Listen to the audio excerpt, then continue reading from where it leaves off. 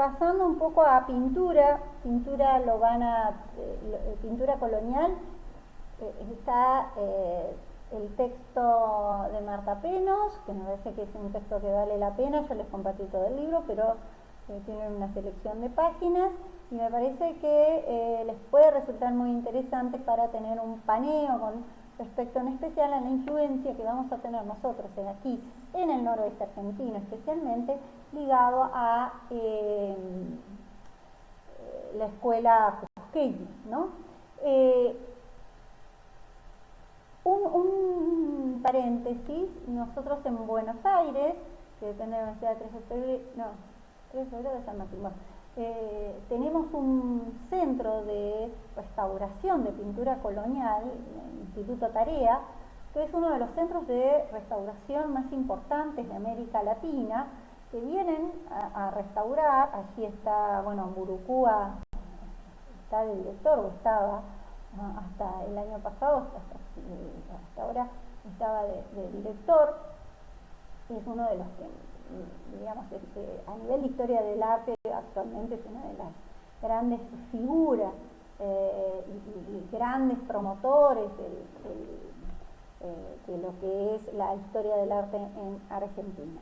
Bien, para no irme más de tema, entonces, bueno, allí han restaurado Los Ángeles Arcabuceros, las Sibilas, que se encuentran, son pinturas coloniales que se encuentran en la iglesia en San Telmo. En Buenos Aires, que esas sí las pueden ir a visitar. Por ahí es más accesible llegar a Buenos Aires, y si en algún momento tienen oportunidad, recorrer el NOA es también más accesible que llegar a París, diríamos, ¿no?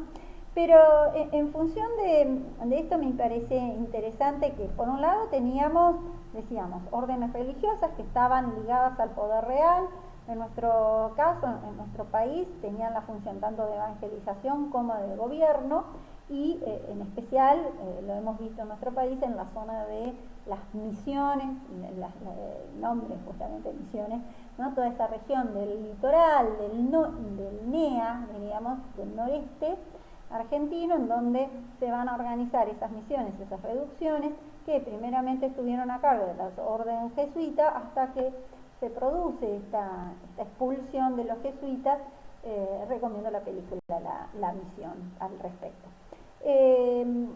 Todo lo que es el clero secular, a partir de la Reforma Borbónica y la presencia de cleros seculares, obispos, cabildos, estoy hablando de ya no órdenes religiosas, sino esta construcción a eso se le llamó clero secular.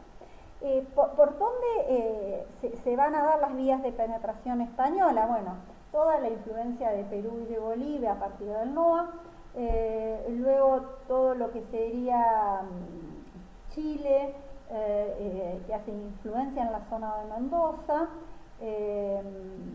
bueno, Cusco, Potosí, y Asunción hasta Río de la Plata, diríamos, que marca como grandes regiones. ¿Qué pasa? Nosotros, ¿qué artistas van a llegar aquí? Decíamos, bueno, habíamos algo mencionado cuando mencionamos a Vitti. Vamos a tener ya llegada de artistas que venían a trabajar para las órdenes y para esta incipiente burocracia y traslado de funcionarios de los virreinatos a América. No eran artistas de primera, sino que eran artistas no reconocidos en el centro, pero que venían a trabajar aquí. Y por el otro lado, toda una formación de escuelas que se va a dar ligada al crecimiento de estas ciudades y a la mayor demanda. Luego la formación de escuelas y de tradiciones que se va a dar en América, ¿no? Una característica que la hemos señalado, que en el caso de la pintura tenemos carencia de materiales. Entonces el tema de la tela sobre la cual pintar, había una escasez de lino, que es la que y se utilizaba mucho las telas de empaque de algodón. Eso genera problemas de conservación. Y el otro eje era la escasez también de los pigmentos, especialmente del azul. Y por otro lado, la aparición de nuevas formas devocionales que se van a dar en América, y de esta hibridación, de esta resignificación, dada el imaginario de la mano de obra de estos artistas locales, muchos de ellos que todavía tenían en su subjetividad, en su imaginario, la construcción de la imagen del vencido, la construcción de la imagen de los pueblos originarios. Yo aquí les comparto dos imágenes. Por un lado, una imagen que diríamos con las típicas características que habíamos observado, muy sintética la forma, que nos liga a aquellas imágenes de vestir que dominaban acá, porque bueno, era más accesible la llegada de estas imágenes de vestir y no tanto la escultura del cuerpo entero. Una simplificación que tiene que ver también con este manejo de la perspectiva, y una América en donde la concepción del espacio es distinta, y es una inmaculada perteneciente a la escuela cusqueña. Cusco va a ser un centro artístico, especialmente un lugar donde se realizaban obras para la venta en la región. Y a la derecha es una de las peregrinaciones en donde se observan estas imágenes de vestir, se observa esta colonización y también esta hibridación a nivel de imagen y de prácticas, ¿no? Las flores, los objetos que nos remontan a el colorido, que remontan a una estética de Andes centrales. Imagen de Vitti, las invito a que recuperemos lo que habíamos visto de manierismo, las características propias del manierismo, y mencionarles un poco que, bueno, junto con los colonizadores llegan los primeros pintores europeos. Bueno, Diego de Moras fue un pintor que se queda en la zona de México, pero toda esta transición de una pintura de mucho detalle, de aplicación de dorados, que tiene mucha influencia de esa pintura flamenca. Bueno, Bernardo Vitti, Pérez de Alessio, Angelico Medoro, representantes de esa línea manierista, ¿no? Fíjense la delgadez de las imágenes, el alargamiento que nos recuerda a un parmigianino, ¿no? La intelectualidad y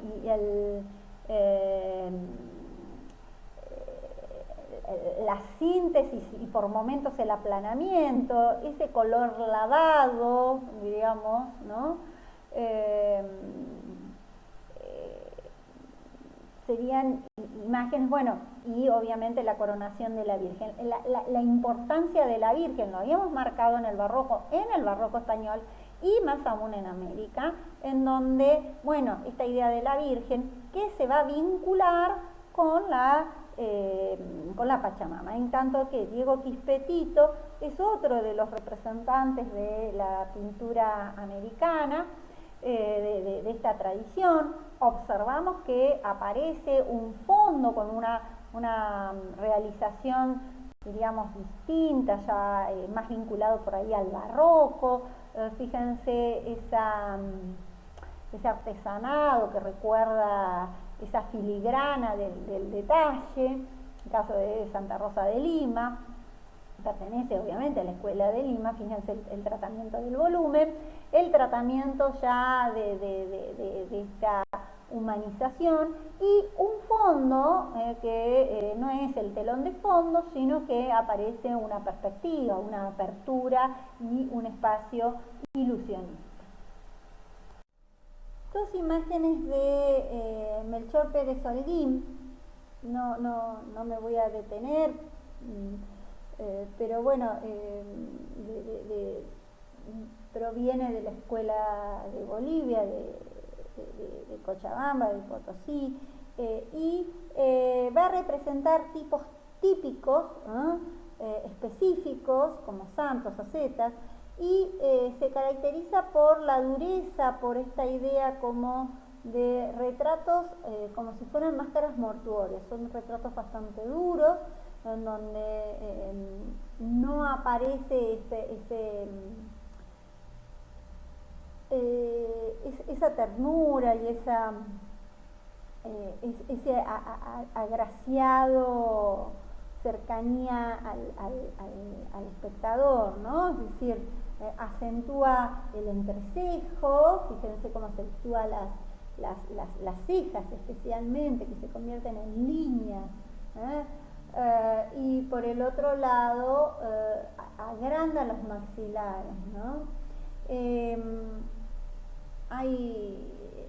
La figura tiende a aplanarse, tiende a achatarse, mantiene, bueno, en este caso de la Virgen de Belén, la iconografía de la Virgen de Belén, hay nuevamente este sincretismo con la presencia del sol.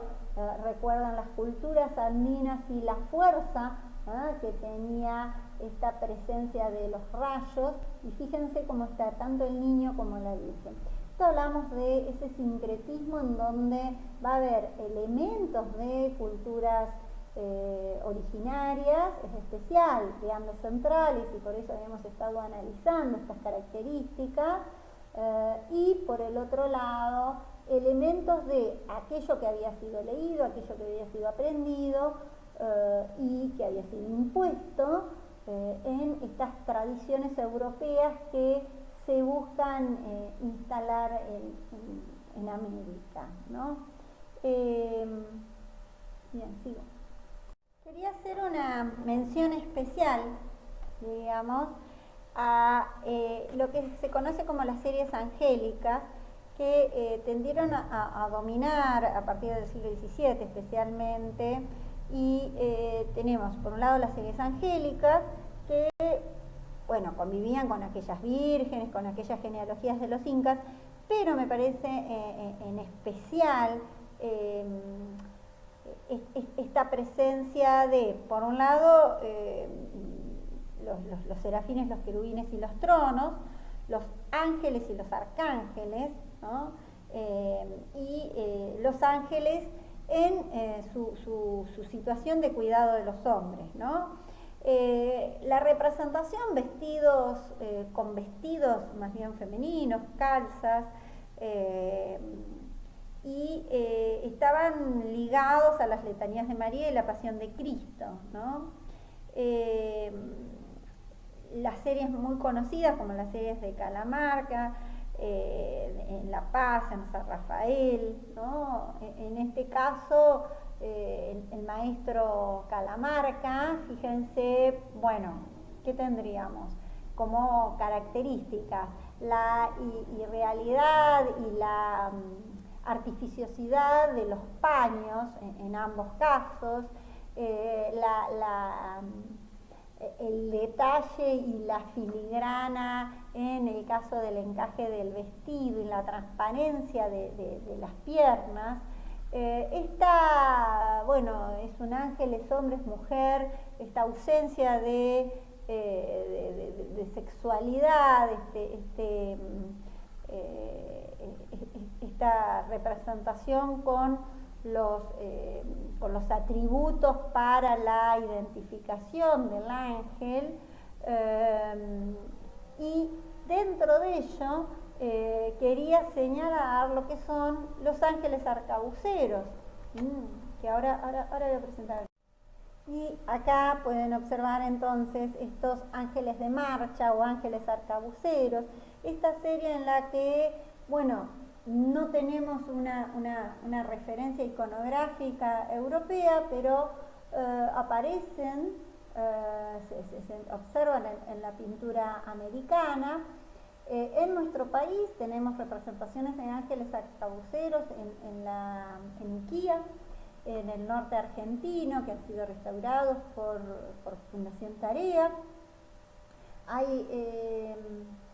El año pasado hubo una denuncia incluso ante el gobierno jujeño por el mal estado en el que tenía los espacios en donde se conservaban los ángeles arcabuceros, y había un traslado en una camioneta, así nomás, pero bueno, son parte de nuestra iconografía colonial y son objetos que tendrían que ser cuidados con mucho recelo. ¿Qué observamos? Fíjense cómo está rodeada por esto que observamos, por esa corona de flores, de rosas. Recupera estas series angélicas con vestidos y trajes trabajados con mucha detalle, con mucho que retoma esta observación y esta importancia en la percepción. Por el otro lado, fondos prácticamente en donde no se hace nada, no se trabaja nada, la vista frontal, la presencia, obviamente, la que le da el nombre de la representación del ángel como si fuera un español con el arcabuz en sus manos, con su vestimenta europea, ya sea con la espada, con la trompeta, con la banda, con un tambor, ¿no? Ahí ven un poco la serie representada en Uquía y la iglesia exterior, con lo que hemos dicho, las características de iglesia colonial. ¿Qué otra característica? Bueno, llama la atención esas plumas, ese penacho, que nos hace pensar también en la imagen de la Virgen de Pomata, ¿no? En esta hibridación que habíamos observado anteriormente. Sigo en la próxima. Y no quería concluir antes de presentar estas dos imágenes, la Virgen María de Potosí, del siglo XVIII, pero fíjense los distintos niveles, ¿no? Por un lado, el nivel superior, que representa ese mundo celestial, ¿no? Donde se observa iconográficamente la referencia a la Santísima Trinidad, San Miguel con la paloma, ¿no? Con los rayos, a modo de transparencia, los ángeles alrededor, y estaría San Miguel con una cruz y espada en las manos, luego San Gabriel, que sostiene el corazón en las nubes. Ahí observan debajo de ellos como en nubecitas los querubines, marcando este mundo celestial. Los dioses de los incas, fíjense, el sol y la luna, el Inti y Quilla, que están también observando la coronación de la Virgen, ¿no? En la parte inferior, la escena terrenal, ¿no? En donde aparecen varias alegorías, el origen del nombre de la ciudad de Potosí, interpretándose que Huayna Capac, emperador de los incas, llega en 1462 al sitio que ahora ocupaba la ciudad, y había quedado maravillado al observar el cerro que se conocía como Sumajorco, el cerro hermoso, y fíjense cómo ese cerro, ¿no? El cerro de plata, diríamos, y ordena a sus dominados, a sus vasallos, explorar la montaña. Cuando están cumpliendo la orden, se escucha el estruendo, el Potosí, y de ahí el nombre del cerro. Pero, ¿no?, si uno sigue esta lectura, ¿no?, fíjense cómo en la parte inferior, ¿no?, están, bueno, las autoridades civil y religiosa, ¿no?, que devienen de la corona y que devienen por parte del obispo, ¿no?, y están arrodillados mirando hacia arriba, agradeciendo la riqueza de este cerro, el Cerro de Plata. A la derecha estaría el emperador, ¿no?, Carlos V, ¿no?, luego un caballero de Santiago y finalmente el donante. En medio, este círculo, con un dibujo de una ciudad, que probablemente haya sido la planta de Potosí, la vista más que la planta de Potosí, que en esa época Potosí, por la presencia de la plata, del metal, fue un gran centro de poder y de economía en el mundo. Otra versión indica que en realidad era el mundo que estaba a los pies frente a la riqueza.